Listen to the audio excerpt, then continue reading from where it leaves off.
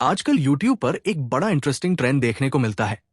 कुछ क्रिएटर्स सिर्फ व्यूज खींचने के लिए आचार्य प्रशांत जैसी बड़ी पर्सनालिटीज की फोटो अपनी थंबनेल में लगा देते हैं, भले ही वीडियो में उनकी 1% भी बात नहीं की गई हो। मैंने ये वीडियो पूरी देखी पर इस वीडियो में आचार्य प्रशांत के बारे में एक शब्द भी नहीं बोला गया है। चाहे तो आप भी ये वीडियो देख सकते हो। ये ट्रेंड सिर्फ एक मार्केटिंग स्ट्रैटेजी नहीं है, बल्कि ये सोशल मीडिया इकोसिस्टम के अंदर हो रही एक डीपर समस्या को दिखाता है।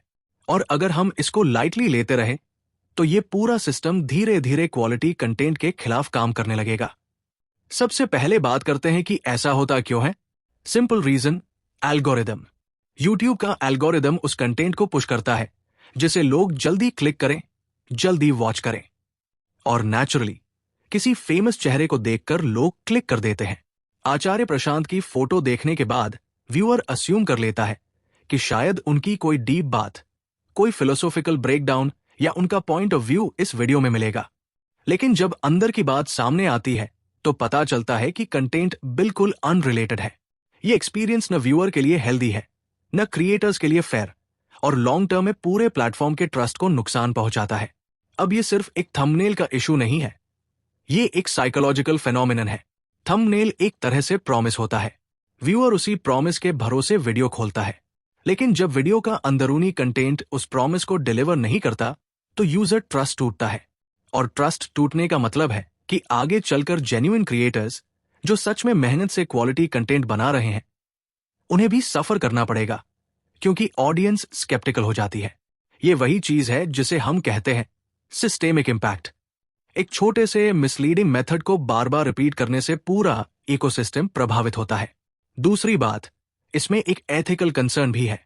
आचार्य प्रशांत जैसे थिंकर्स की इमेज का इस्तेमाल सिर्फ इसलिए करना कि व्यूज बढ़ जाए, ये थोड़ा अनफेयर है। वो एक पब्लिक इंटेलेक्चुअल है और उनके आइडियाज अपनी जगह पर स्ट्रांग हैं। लेकिन जब उनका चेहरा ऐसे वीडियोज में इस्तेमाल होता है जिनका उनसे कोई रिलेशन नहीं, तो इनडायरेक्टली उनके विचारों की क्रेडिबिलिटी भी डाइल्यूट होती है।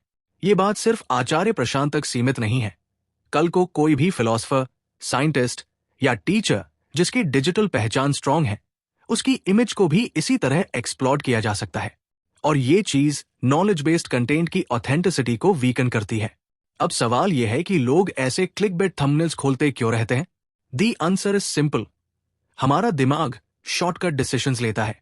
हमें लगता है कि फेमस फेस मतलब वैल्यूएबल कंटेंट।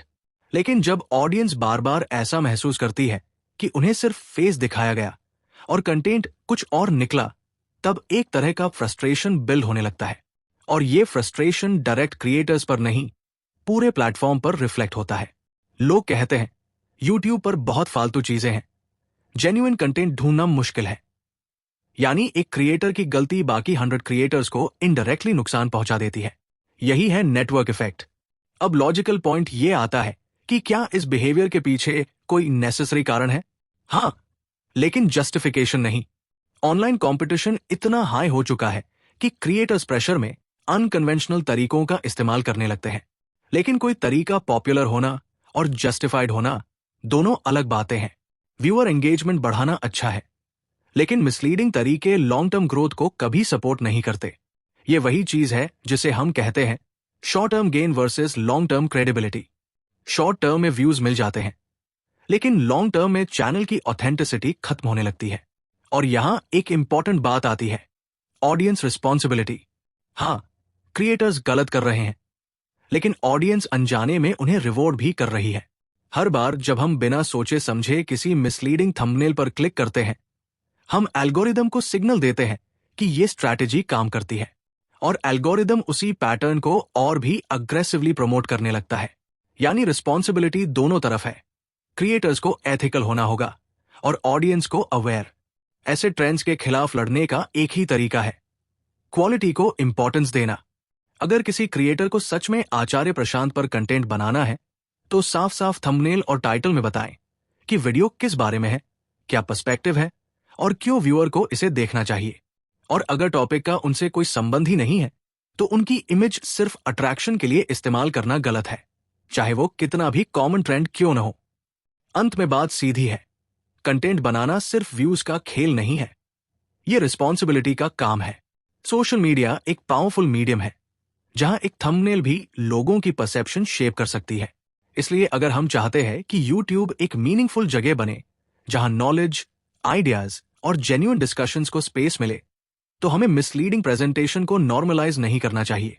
आचार्य प्रशांत की फोटो किसी थंबनेल की डेकोरेशन नहीं है, वो एक आइडेंटिटी है, एक थॉट फ्रेमवर्क है जिसका रिस्पेक्ट होना चाहिए।